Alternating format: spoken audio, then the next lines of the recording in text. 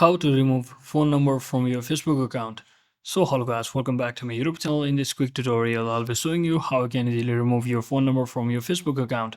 So first thing, just open up your Facebook application and make sure you're currently logged into your account. Now just tap on this hamburger icon at the top left corner. If it's on your top right corner, you can also type that, and from over here scroll down and click on this settings and privacy and just head over to settings.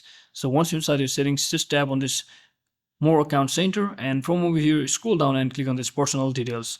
So once you tap on this, you shall see the contact info option, so simply select it, and from over here just tap on the phone number which is being currently shown on your screen, and finally you can see there is the option to delete your number, so just tap on the delete number over here. If you have enabled two-factor authentication with your current number, then if you delete the number, you can automatically disable that function as well. So now simply tap on this delete and you should have successfully deleted your phone number from your Facebook account just like that. So that is it for today guys. Thanks for watching. Don't forget to like and subscribe to the channel. See you on the next one.